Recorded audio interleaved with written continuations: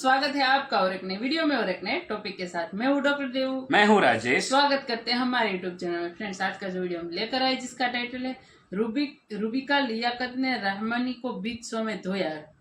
Rubika Liyaquat live TV debate show तो मजा आएगा भाई। तो चलिए दोस्तों वीडियो स्टार्ट करते हैं। आशा करेंगे पसंद आएगा और पसंद आए तो लाइक और शेयर जरूर से कर दीजिएगा। चैनल पर पहली बार आए सब्सक्राइब नहीं करते साथ में सब्सक्राइब भी कर दीजिएगा। चलिए स्टार्ट। ये नहीं रहेंगे मेरे डिबेट में, हटाइए। देश शरिया से नहीं चलेगा, देश शरिया से नहीं चलेगा, नहीं चलेगा। मैं आपको अगर बोल रहे तरह तो मैं चला जाता हूँ। मुझे मालूम है आपकी आवाज बहुत तेज है, लेकिन मेरी आवाज भी कम नहीं है। अरे तो अच्छा है ना, मैं तो आपको वैसे भी जानती हूँ और ऑन एयर भी। आप चाहती हैं कि मैं बोलूं या नहीं बोलूं? बोलिए, लेकिन मैंने सिर्फ एक बात कही थी आप चाहती हैं मैं बोलूं या नहीं बोलूं? आप कौन सी किस किस्म के इंक्वायरी कर रही हैं? आपने 8 पैनलिस्ट, आपके पास मेरी बातों का जवाब नहीं है होगा। आपको मालूम है? बात कहिए ना, कितनी बार और दोहराऊं कि अपनी बात रखिए। आप पैसे लेकर, पर धमका कर पैसे लेकर यहाँ मुसलमानों को गालियां देती है। अभी मजा आएगा ना भिड़ो। पैसे लेकर मुसलमानों को गालियां देती है। कौन से पैसे लेकर? प्रूव कीजिए। कौन से पैसे लेकर? शर्म आनी चाहिए आपको। बेशर्मी की हद है तस्लीम रहमानी। मुसलमानों को गाली देती है और झूठ बोलती है। शर्म आनी चाहिए आपको। आप मुझे पर्सनली भी जानते हैं और इस तरीके की बातें करेंगे। कितनी नीचता भरी बातें कर रहे हैं आप। मैं आपको चैलेंज करती हूँ तस्लीम रहमानी, इस डिबेट को छोड़कर जाने से पहले प्रूव करके दिखाइए। किसी की एक फूटी कौड़ी ली है मैंने तो छोड़ दूंगी ये प्रोफेशन में, और अगर नहीं तो आप अपना मुंह काला करके घूमिएगा। नमस्कार दोस्तों, मेरा नाम अनुज धीमान और आप देख रहे हैं नेशन ब्रो। रूबिका लियाकत एक बहुत ही धाकड़ एंकर हैं। उनके सामने जब कोई उनके ऊपर इल्जाम लगाने लगता है तो कहीं ना कहीं वो बहुत ज्यादा वायलेंट हो जाती हैं। ऐसा ही वीडियो हम आपके लिए लेकर आए हैं। पहले आप ये वीडियो देखिए। वीडियो है रूबिका लियाकत का एक शो है जिसमें कुछ लोग बातें कर रहे थे, उसके बाद में उनकी बहसबाजी होती है। अगर आप भी मेरी तरह रिएक्शन वीडियो बनाकर पैसे कमाना चाहते हैं तो आप मेरा यूट्यूब रिएक्शन का कोर्स खरीद सकते हैं जिसका प्राइस 1000 रुपए है। स्क्रीन पे मेरा व्हाट्सएप नंबर आ रहा है, अगर आप कॉन्टेक्ट करना चाहें तो आप कर सकते हैं। आइए वीडियो देखिए। देश शरिया से नहीं चलेगा, देश शरिया से नहीं चलेगा। नहीं चलेगा। मैं मजा नहीं आ रहा है। हम करते हैं प्रबंध, आप चिंता मत करिए। मैं चाहता हूं पिछले 75 साल में आप अगर आप मुझे बोलने देंगी तो मैं बोलूं, वरना मैं इजाजत ले लूं आपसे। नहीं चलेगा। मैं आपको वापस रिइटरेट कर रही हूँ, नहीं चलेगा। आप काइंडली मुझे रनिंग कमेंट्री ना दें, मेरी बात पूरी होने दें। अगर आप चाहती हैं कि मैं बोलूं तो मैं बोलूंगा। हाँ, बोलिए। वरना फिर आप बोल ही नहीं, आप लोग सब बोल लीजिए। आप मीडिया पर आरोप लगाएंगे, आपको लगता है? मैं अर्ज कर रहा हूं कि ये जो इतना उछालू नहीं, आप इतनी बड़ी भी नहीं हो गई हैं कि आप दूसरे की बात नहीं सुने। फिर आप बुलाइए, आप आधे घंटे का खुद बोलने का साहब, मैं बुरी हूँ ही नहीं, इतनी नहीं। आपको अभी तो मैंने 2 जुमले भी नहीं बोले हैं। मैं बुरी अभी मैंने कोई पॉइंट ही नहीं रखा है, क्योंकि मैं बाअदब, बामुलाइजा, होशियार, मुस्लिम पर्सनल लॉ बोर्ड आ रहा है। मैं बोलूं या चला जाऊं, या आप ही को बोलना है? रूबिका जी, अगर आपको बोलना है तो मैं चला जाता हूँ। आपको अगर बोलना है तरह तो मैं चला जाता हूँ।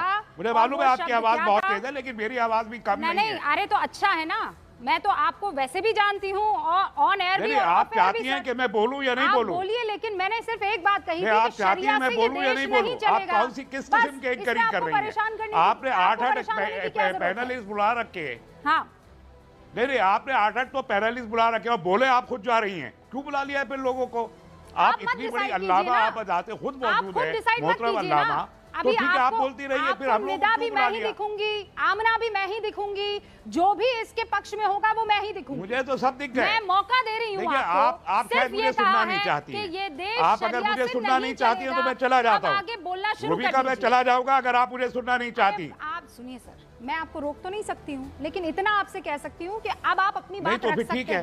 नहीं, आप अगर ये बदतमीजी करेंगी कि आप अपनी ही सुनाती चली रहेंगी और दूसरों की नहीं सुनेंगी, मैं चला जाता हूँ। सेंटेंस बोला था। नहीं, आपको बर्दाश्त नहीं हो सकते मेरे 2 जुमले भी। आपके पास जवाब नहीं है देने के लिए। मैं कह रही हूँ ना, आपका सारा इल्म खत्म हो जाएगा अगर मैंने 2 जुमले बोलने शुरू कर दिए। सवाल कीजिए ना, फिर मैं जवाब देती हूँ कि नहीं डिसाइड करेंगे। जरा 2 मिनट के लिए खामोश रहिए आप। चड्ढा समझाओ इसे, समझाओ। नहीं, वो 2 मिनट के लिए खामोश रहिए आप। वो आप डिसाइड नहीं करेंगे। नहीं, मैं ही डिसाइड करूंगा कि मैं ये तो डिसाइड करूंगा कि मुझे बोलने के लिए आपको जो या कहना आपकी है लालता कहिए, सुनने पर के लिए। आप होती कौन है मुझे डांटने डपटने वाली? राइट क्या है आपको? आपको क्या राइट है? मैं अपनी बात आप मेरी कौन है कि आप मुझे डांटेगी डपटेगी? आप है क्या चीज? आप है क्या चीज? एक टेलीविजन की एंकर है आप, आपको एंकरिंग करनी नहीं आती, आप मुझे डांटेगी? मैं बहुत कायदे में आपसे बात करूंगी, ये सारे जुमले मैं नहीं इस्तेमाल करूंगी। एक अच्छे घर से आती हूँ, मैं बहुत कायदे से, आप मेरे बड़े हैं, मैं बहुत कायदे से आपसे बात करूंगी, बात करूंगी, लेकिन मैं एक लाइन जरूर कहूंगी कि ये देश शरिया से नहीं चलेगा। आपको आप बात कहिए ना, कितनी बार और दोहराऊं कि अपनी बात रखिए, आप पैसे लेकर, पर धमका कर पैसे लेकर यहाँ मुसलमानों को गालियां देती है। अभी मजा आएगा ना भिड़ो। पैसे लेकर मुसलमानों को गालियां देती है।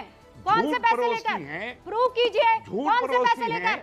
शर्म आनी चाहिए आपको। बेशर्मी की हद है तस्लीम रहमानी, मुसलमानों को गाली देती है और झूठ बोलती है। शर्म आनी चाहिए आपको। आप मुझे पर्सनली भी जानते हैं और इस तरीके की बातें करेंगे, कितनी निष्ठा भरी बातें कर रहे हैं आप। मैं आपको चैलेंज करती हूँ तस्लीम रहमानी, इस डिबेट को छोड़कर जाने से पहले प्रूव करके दिखाइए, किसी की एक फूटी कौड़ी ली है मैंने तो छोड़ दूंगी ये प्रोफेशन में, और अगर नहीं तो आप अपना मुंह काला करके घूमिएगा। I give you that challenge।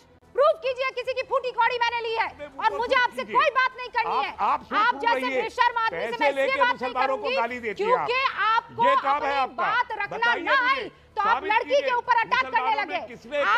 अरे प्रूव करो ना तस्लीम रहमानी, प्रूव करो कि मैंने किसी की एक फूटी कौड़ी खाई है, प्रूव कीजिए कि मैंने किसी की फूटी कौड़ी खाई है, वरना अपना मुंह काला करके पूरे मार्केट में घूमिएगा, याद रखिएगा।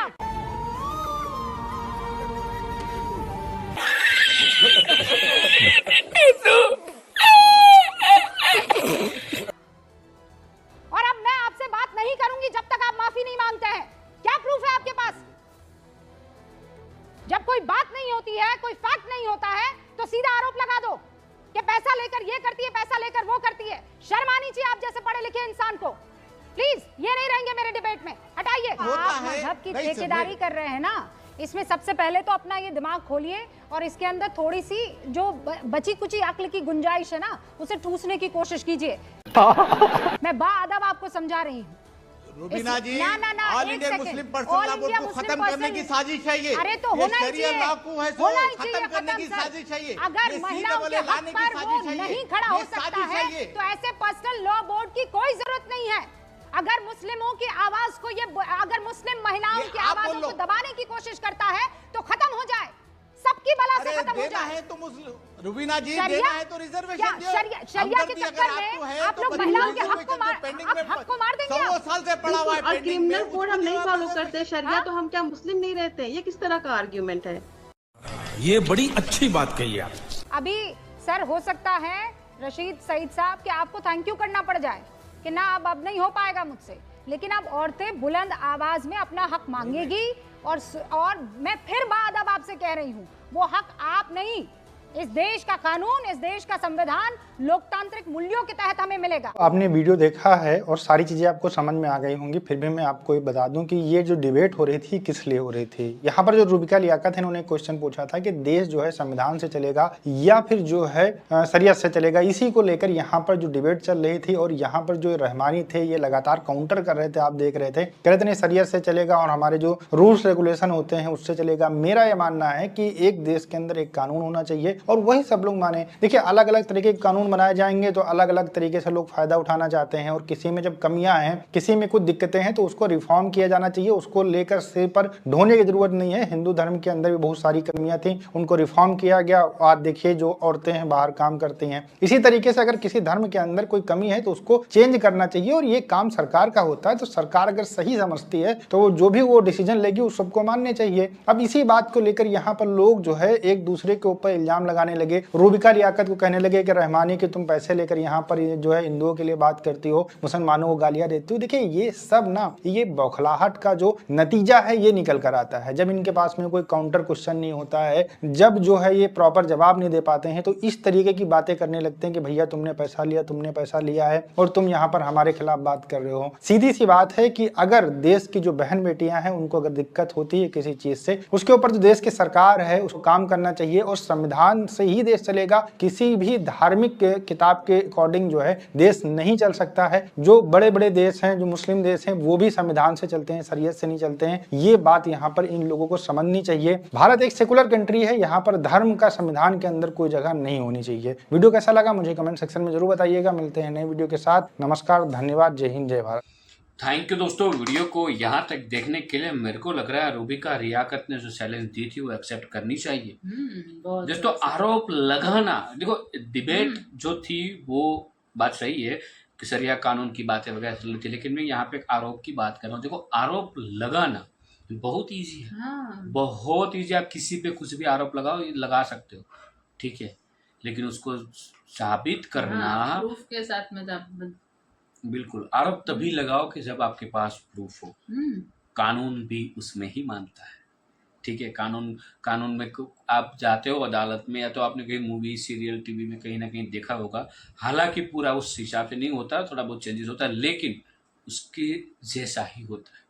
तो वहाँ पे भी आपने देखा होगा कानून सबूत मांगता है। तो आरोप जो है मतलब ये हुआ कि आपने उसके ऊपर एक गुनाह ठोक दिया है, अब उसको साबित करो। ये तो अच्छी बात है कि रूबिका रियाकत ने कुछ एक्शन नहीं लिया है, अदरवाइज एक्शन लिया होता तो बहुत सारे इसके ऊपर एफआईआर हो सकती है। अब किसी के ऊपर देखो, पहला तो एक समझ लो कि मानहानि का केस ठोक सकते हैं, पहली बात तो ये है।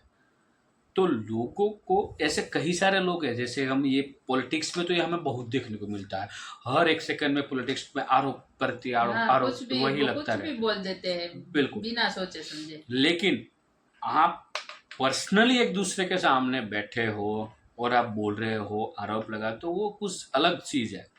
लेकिन आप इस ऐसी जगह पे बैठे हो और ऐसी डिबेट में हो जहाँ पे आपको पूरी दुनिया या तो पूरा देश देख रहा है, नेशनल टीवी पे आप कुछ नेशनल टीवी पे, तो भाई सोच समझ के बोलना चाहिए। नेशनल टीवी पे एक शब्द का भी कितना विरोध होता है वो आप सब लोगों ने एक्सपीरियंस कहीं ना कहीं किया ही होगा।